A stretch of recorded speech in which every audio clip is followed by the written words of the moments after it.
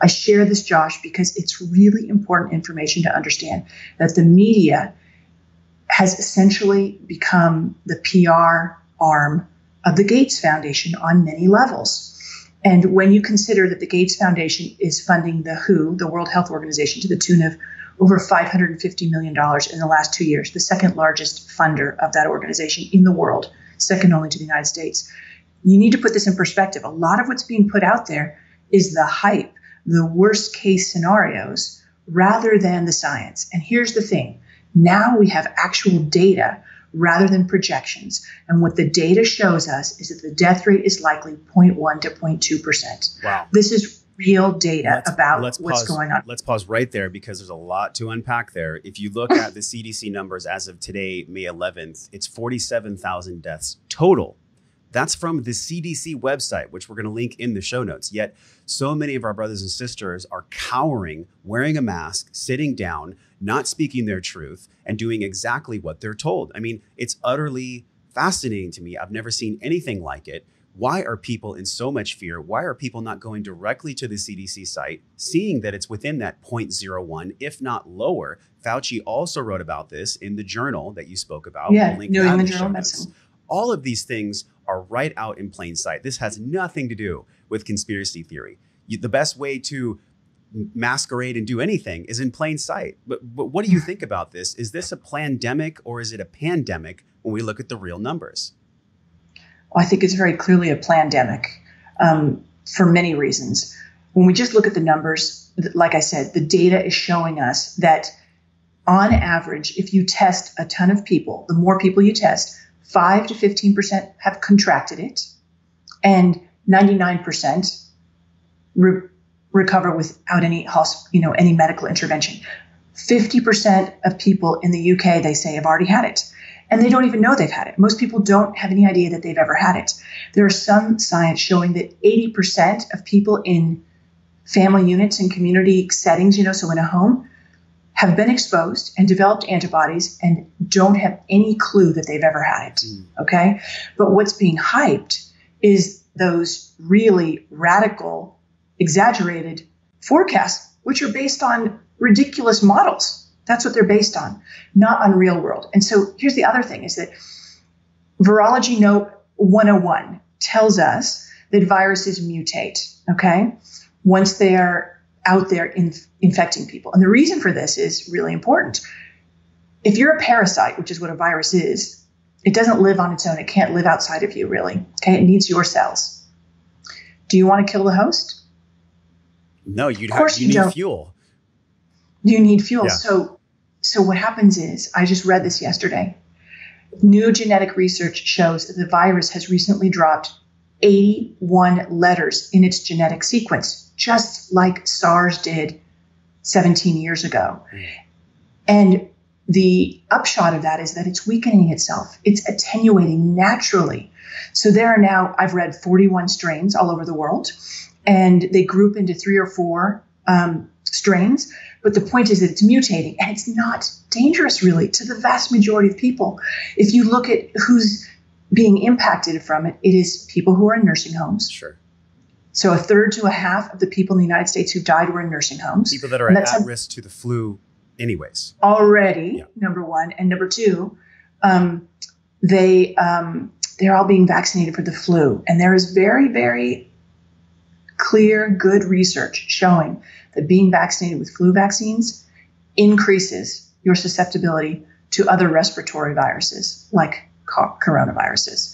So I think that that's what's going on. But the point is that what we're seeing in the real world is 0.1 to 0.2%. And also what we're seeing in the real world is that it doesn't matter if you lock down or not. It doesn't matter if you wear a mask or not. They are putting information out there that I think actually really confuses people because they are contradicting themselves constantly. Well, the best way to confuse people is to oversaturate them with information. That's why people come to Wellness Force for information they can trust that I've vetted. That's why I wanted to feature you on the show, because we know that the coronavirus was here in December. There is an article we're going to link in our show notes that you've spoken about. I actually, just on a personal note, I got very sick at the end of December in Sedona, Arizona. I was on a hike with my beloved. We were going up the mountain in Kauai. I could not breathe. I have never in my entire life felt like that. I'm a very healthy person. There's been people that I've talked to in the health community at very high levels that have also said they got sick in December and January. You also had a nasty bout with this sickness. CDC has reported that it could have been here as early as December 20th. What are your thoughts on this? Yeah, I think it may have been here even earlier. And there's some researchers saying maybe September or maybe even last year. It's speculation. I mean, I can't say definitively when it is, but it's very clear that it's been here much longer than people expect. There's a Oxford University in Britain put out a study which said, like I mentioned, that they think that at least half the population has had it, and it was circulating there way, way before generally acknowledged.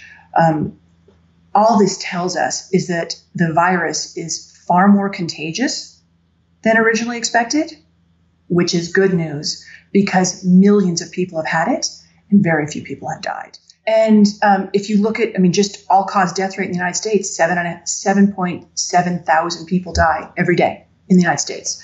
5,000 from a car accident, 5,000 pedestrians walking down the street innocently getting hit and killed by cars. People die. Look, it's unfortunate. And please, I want all your viewers/listeners to know that nothing I'm saying undermines my compassion or my sincere, heartfelt, pain I feel for people who've suffered. I feel the same. My husband really struggled with it, so I'm not in any way downplaying that. But the thing is, being in fear doesn't help any of us. And being under lockdown doesn't help us because way more people die from domestic violence, suicide, heart attacks, and things like that than are dying from this. Coronaviruses have been around forever. There's seven types of coronaviruses, right? They've been around for how long? There are 7 types that infect humans, okay? 4 that have been around. This is a really interesting story, and I want people to really just mull this over. Consider this, okay? For decades, we have known that there are 4 different kinds of coronaviruses. They cause the common cold. No one's ever been afraid of them. No one's ever thought that there was anything to be concerned about or certainly locked down or anything like that. And then all of a sudden in 2002, a new coronavirus emerged out of China called SARS. And this was supposed to have a death rate of 8 to 10%. And it ended up killing, about close to 800 people of 8,000 infected. And I don't know if people remember, but there was like a pretty big panic about it in the media and stuff. Sure. Okay, that was the first more scary coronavirus. But it's the first time we've ever seen a coronavirus that was, 1, hyped that way, and 2, was more benign than was less benign than the common cold. Then we fast forward to, I believe it was 2012, when we had Middle East respiratory syndrome, another coronavirus, which had a high fatality rate. In fact, I think it was roughly a third. Okay. And now we get to SARS-2, they call it SARS-CoV-2, COVID-19. And this has what we're seeing, a death rate of 0.1 to 0.2%, which is in line with a severe flu season. Okay.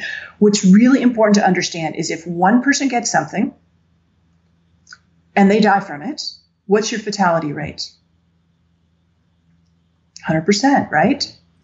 Okay. So the numbers always look scary in the beginning, but nature, Mother Nature is an amazing force. God, life, nature, whatever you want to call it.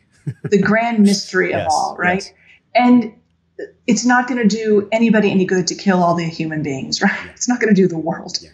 Some people might want that, but the point is that these things all mutate. And once you start getting out into the population, you see that there's a far lower death rate than was ever feared. And that these coronavirus, well, this is what I want to say about the whole coronavirus thing. I find it very peculiar that they've been benign for decades and decades and decades. And now all of a sudden we've had 3 that are hyped by the media and kind of scary. Yeah. I find that very interesting.